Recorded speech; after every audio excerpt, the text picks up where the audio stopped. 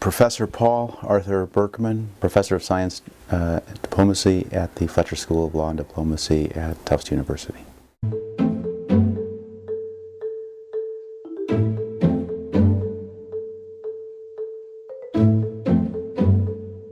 Cup in hand, okay? Eins, zwei, drei.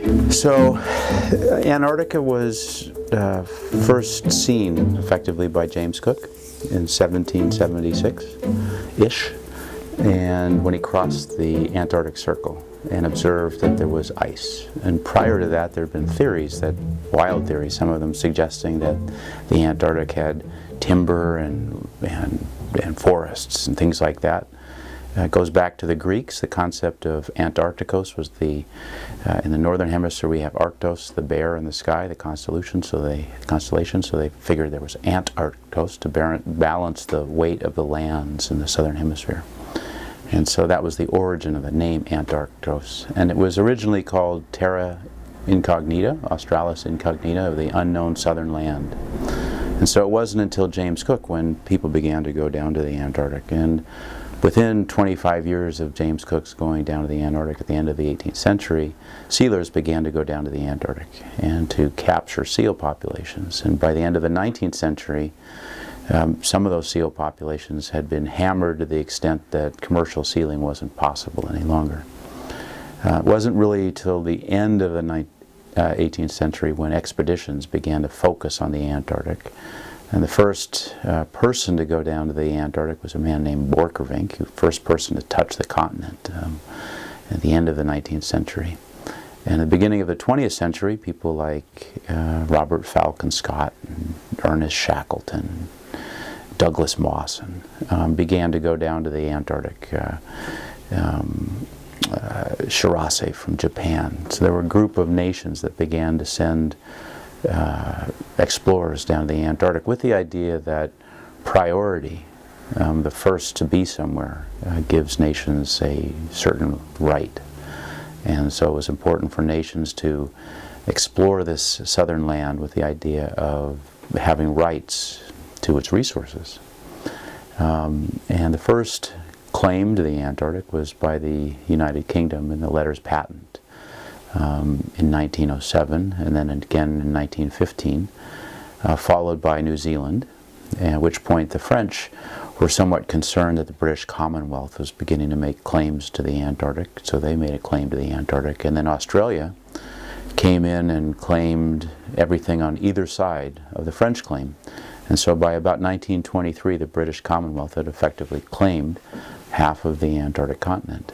And then Norway came in and made a claim based on the exploration of Roald Amundsen, who was the first to reach the South Pole in 1912. And then the last two claims were made by Chile and Argentina based on two things. One was the proximity to the Antarctic, and that the Andean province, the Andes in South America, is geologically connected to the Antarctic, and so there was a geologic similarity.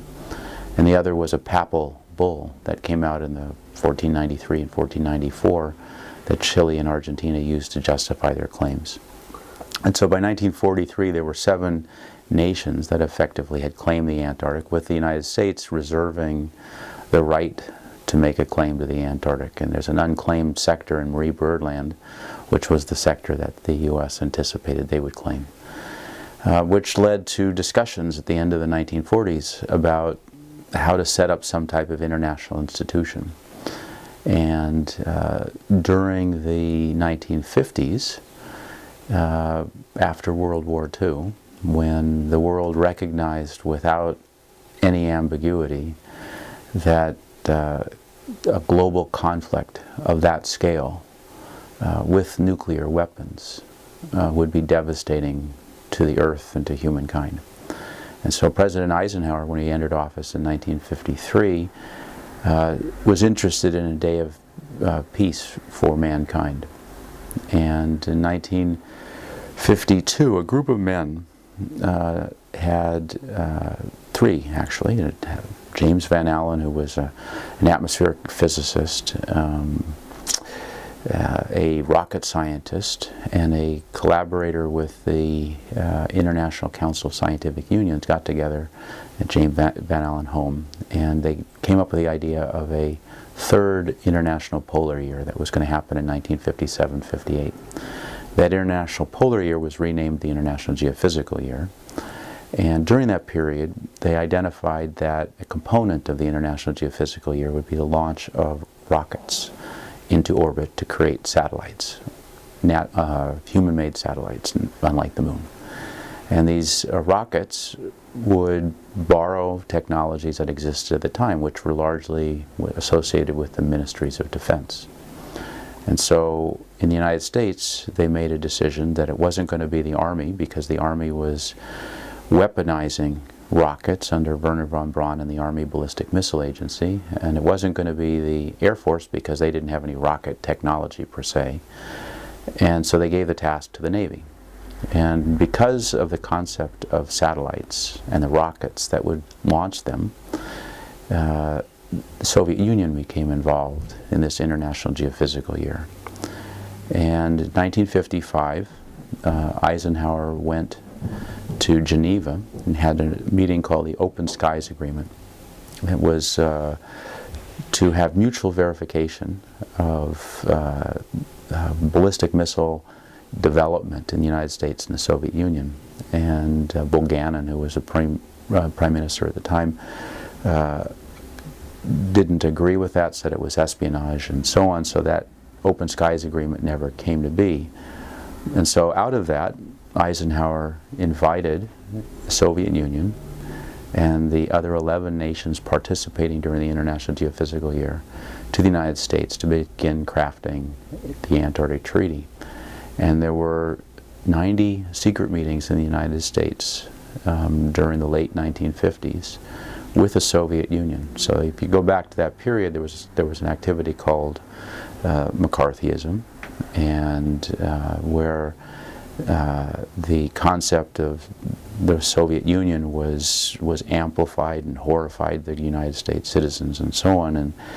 But Eisenhower, being the Supreme Allied Commander during World War II, was able to overrule his Joint Chiefs of Staff, because he was clearly a warrior without dispute, and brought the Soviet Union to the United States during that period to negotiate the Antarctic Treaty, which eventually was signed in Washington, D.C. on the 1st of December in 1959. And it established the region south of 60 degrees south latitude for peaceful purposes only, based on science as a tool of cooperation among nations. And that tool of cooperation among nations resonates still as a precedent about how science can be used as a tool of diplomacy to bring together allies and adversaries alike to develop common interests. And in the case of the Antarctic Treaty itself became the first nuclear arms agreement in the world. And so even though the United States and Soviet Union weren't able to agree on outer space at the time, those ideas were translated into the Antarctic Treaty, and the Antarctic Treaty became effectively, and still is in many senses, the most sophisticated arms agreement anywhere in the world, because it allows for mutual verification without permission anywhere on the continent at any time. And so that was the origin of the Antarctic Treaty. It effectively emerged during the height of the Cold War in the 1950s. It was initially an outgrowth of the International Geophysical Year, and used science as a tool of diplomacy. From the Antarctic Treaty, we then developed the Outer Space Treaty in 1967, and eventually the Treaty on the Seabed in 1971. The first treaty, however, to deal with a region that was explicitly beyond any nation's sovereign jurisdiction was the treaty, the Convention on the High Seas from 1958. So effectively, after World War II, when the world understood that a significant source of conflict was the nature of boundaries and borders and nations extending their jurisdiction. The world effectively set aside 4 regions beyond the sovereign jurisdiction: outer space, Antarctica, the deep sea, and the high seas. And to this day, those international spaces provide humankind with the ability to consider their common interests. And if we look at the world on a global scale, and we think in terms of the future, your children's future, your great-grandchildren's future, 1,000 years into the future, the challenge we face as a civilization is one of balancing national interests and common interests, recognizing that nations will always first and foremost consider their own national interests. However, it is in a nation's national interest to understand and consider the common interests they have with other nations. And certainly the 20th century represents this in terms of the time of the 20th century, where the first part of the 20th century was marked in terms of animosity among nations, where they were thinking in terms of their national interest. World War I, World War II. These were not regional wars, they were global wars, world wars. The second part of the 20th century, with a bit more optimism and hope, can be characterized in terms of nations building their common interests, particularly in areas beyond sovereign jurisdiction. And so if we look at the 20th century itself, it reflects this dichotomy between national interests and common interests. And it is a responsibility for those that are in power, those that are in influence, and I would put yourself in that category, to consider the challenges and the responsibilities for balancing national interests and common interests.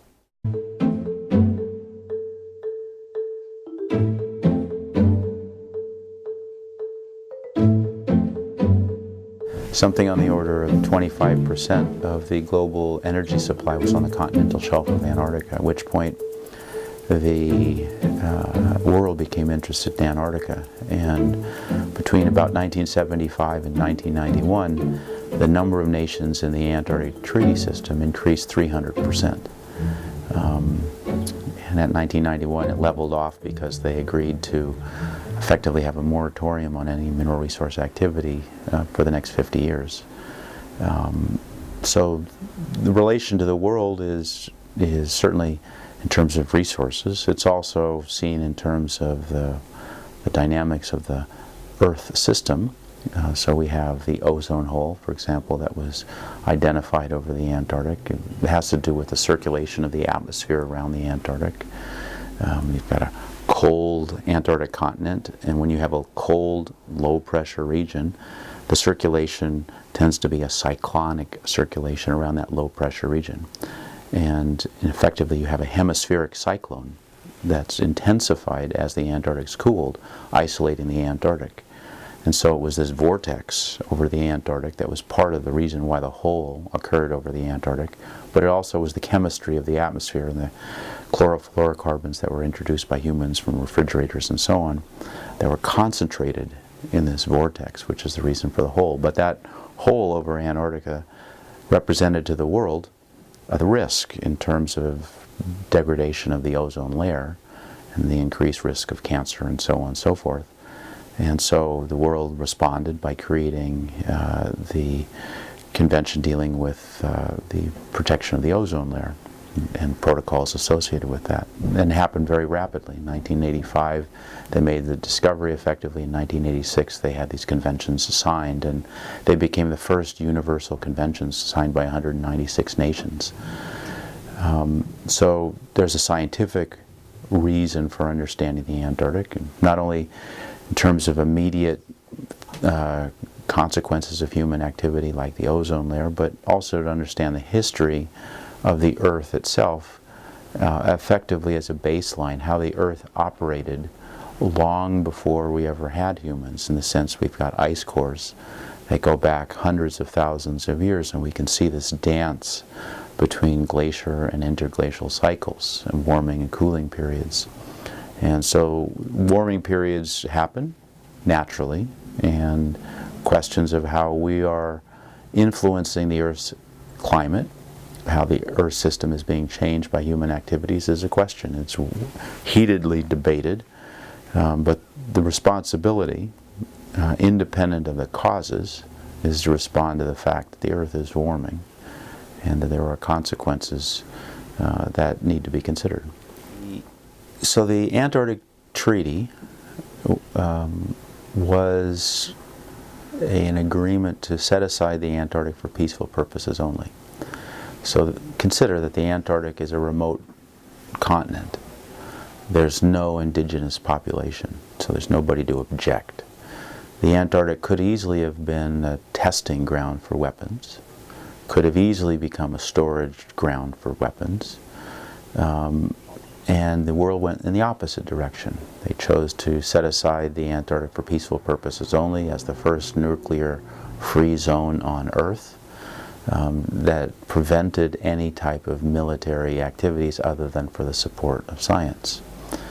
So the Antarctic Treaty essentially gave to humankind an example of how nations can cooperate in a region beyond sovereign jurisdictions.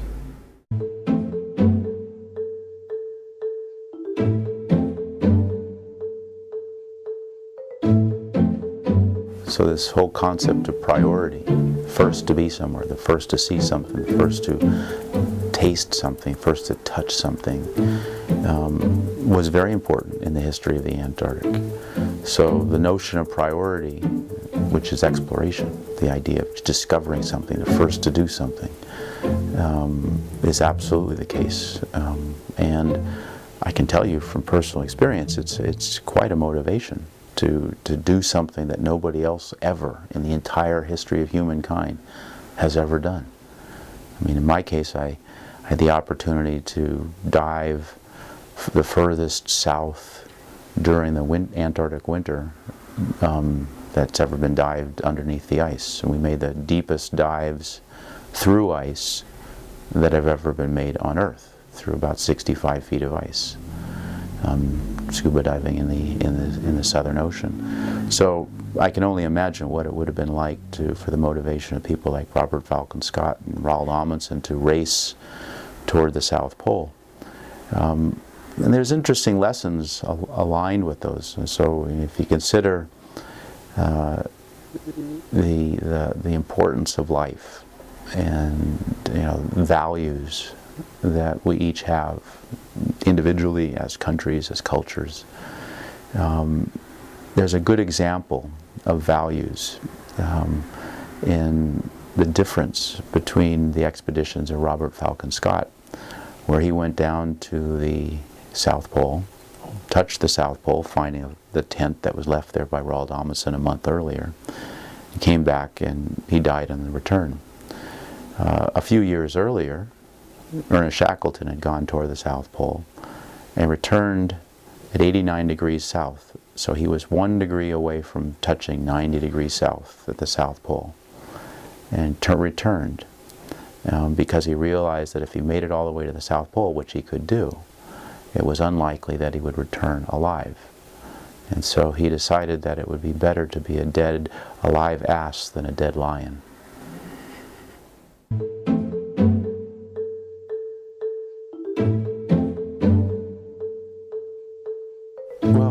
Science itself is different than commercial activities. So let's say that the tools and technologies that you would use to explore the ocean for energy resources, you'd go to an area and you'd send out a pulse of sound that would resonate through the ocean layers, and the return of that sound to the receivers could be interpreted in terms of how thick the sediment layers were, and to describe the different layers. And then you would send out a core to collect the sediment layers, and you would interpret that and make decisions about where, for example, there is mineral deposits. From the perspective of a commercial activity, the information is held as proprietary because it has commercial value. But exactly the same tools, the sonic surveys of the sea floor and the coring of the sea floor, is exactly the same as used by scientists to understand the geologic history of the Antarctic region.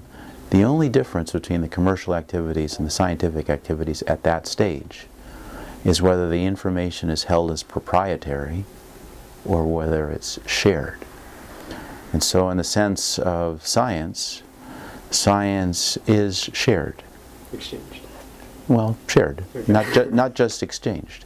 It's not, data is exchanged. Yeah. Science involves a process of asking questions which are framed in terms of hypotheses that are tested to falsify, and that approach and the interpretations associated with those experiments are shared.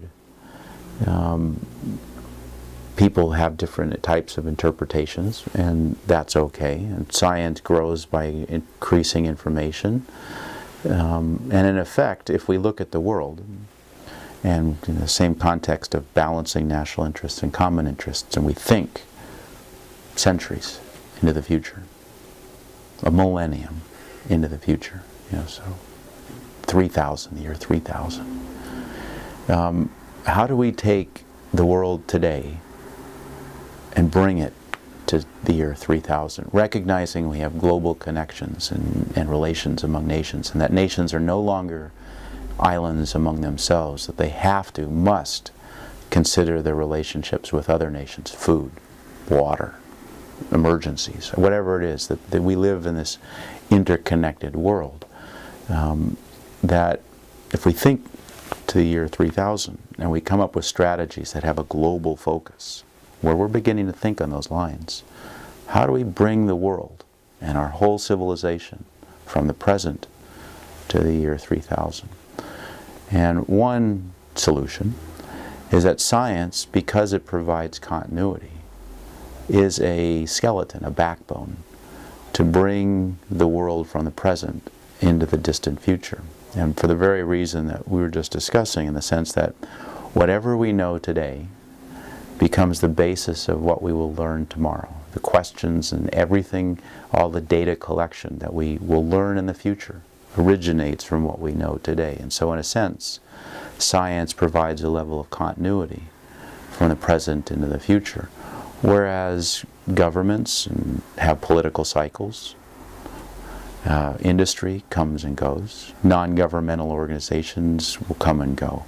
And so if we think of something that's continuous, that will be there 1,000 years from now, whatever we know today in terms of our scientific understanding, in terms of the interpretation, the availability of the data, whatever we know today will become the basis of what we will learn into the future. And so in a sense, science provides a level of continuity that is critical to the future of humankind. One of the things that Antarctica offers is a baseline. It identifies features of the Earth system with very high resolution. So the layers of ice that are laid down on the ice sheets of Antarctica are laid down continuously, year after year after year, and those records go back hundreds of thousands of years. And so it gives us a profile to test hypotheses about orbital relations between the Earth and the Sun. It gives us data to interpret glacial and interglacial cycles and what happens in terms of things like greenhouse gases and carbon dioxide. It gives us the ability to look at moisture exchanges from the ocean into the atmosphere and locked into the ice. So all of these features are very powerful in terms of understanding global changes. They're not limited to the Antarctic. They represent circulation of both the ocean and atmosphere on a planetary scale. And how important is it that, well, first of all, I guess, what does the Antarctic Treaty say about exchange? That the Antarctic Treaty under Article 9 talks about open exchange. So the Antarctic Treaty system has a process of exchanging information among the Antarctic Treaty parties and making that available. But the Antarctic Treaty also has a kindred relationship with the Scientific Committee on Antarctic Research. And the Scientific Committee on Antarctic Research is sort of the parent, one of the parents of the Antarctic Treaty System. It preceded the Antarctic Treaty. And the Scientific Committee on Antarctic Research and the Antarctic Treaty have compatible, complementary objectives in terms of information sharing and information interpretation. So the treaty is a policy device, and the Scientific Committee on Antarctic Research is an information collection device. And it is through that sharing of information that it's fed into the Antarctic Treaty System, where humankind can make decisions about how to operate in the continent.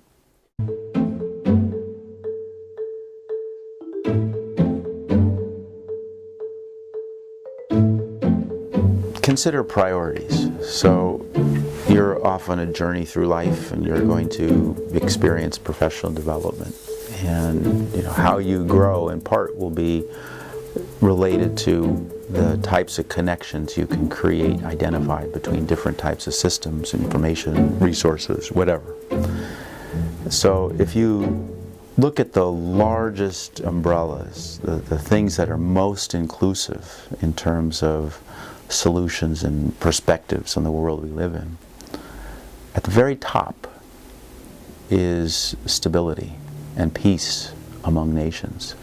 Issues of environmental protection, issues of economic prosperity, issues of conservation, issues of societal well-being, they're all possible to consider if situations are stable and peaceful. In the absence of peace and stability, none of these issues are possible to address. And so the urgency that we face as a civilization are to consider strategies that both promote cooperation and prevent conflict, leading to stability and peace in regions.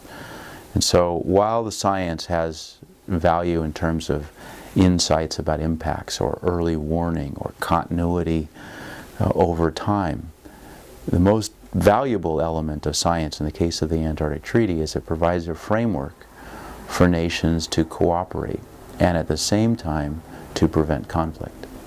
The Treaty on Outer Space was designed that outer space wouldn't be weaponized. And so you can imagine what the world would look like, what you would feel like in terms of a bunch of nuclear weapons being planted in outer space, pointed at the Earth all the time. We would live under this constant threat that all somebody would ever have to do is push a button and we would be obliterated. Our psychology, our thinking about the world we live in, our future, how we react, would be completely different as a civilization. So it was very important to set aside outer space for peaceful purposes. The notion that the deep sea is a region beyond sovereign jurisdiction that should be free from nuclear weapons, that they should be planted on this deep sea because it's difficult to manage, maintain, to surveil, and so on and so forth, was another example of an outgrowth for the Antarctic Treaty. So the Treaty on High Seas preceded the Antarctic Treaty. It was written in 1958, but from the Antarctic Treaty, where nations explicitly discussed their common interests and discussed managing these regions beyond sovereign jurisdiction for peaceful purposes only, it was specifically translated into outer space as a region beyond sovereign jurisdictions, and specifically translated into the deep sea as a region beyond sovereign jurisdictions. Because the Antarctic Treaty was the first nuclear arms agreement, every other nuclear arms agreement, SALT, START, whatever they happen to be, they all emerged from the Antarctic Treaty.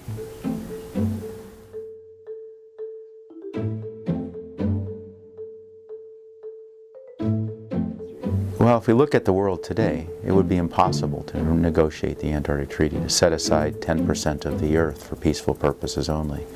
What's happening today is industry and nations are trying to claw back space in these international regions, in these international spaces. So in the Law of the Sea Convention, they have provisions for extending outer continental shelves. There are mining activities in the deep sea for biologic resources, because it's a gap in the discussion about the ocean seafloor beyond sovereign jurisdictions. So nations and industry have this tendency, it's called creeping jurisdiction. They want to assert jurisdiction. And it's interesting that in the 1950s they recognized that a fundamental element of conflict on Earth was this issue of borders and boundaries among nations, that nations have to defend and contest and extend boundaries. And we can see this today, you know, all these conflicts that exist around the world has to do with boundaries and jurisdiction. And so by setting aside regions that were beyond sovereign jurisdiction, in effect, the leaders at the time removed one of the sources of conflict, because these nations couldn't contest their jurisdiction in these areas that were beyond sovereign jurisdiction. And if we look at the world on a planetary scale, about 30% of the surface of the Earth falls within the boundaries of nations. And our history, the history of humankind, is written in that 30% of the Earth. 70% that's beyond sovereign jurisdictions reflects common interests. So on a planetary scale, this dichotomy between national interests and common interests is reflected in terms of those regions that exist within the boundaries of nations and those regions that exist beyond sovereign jurisdiction.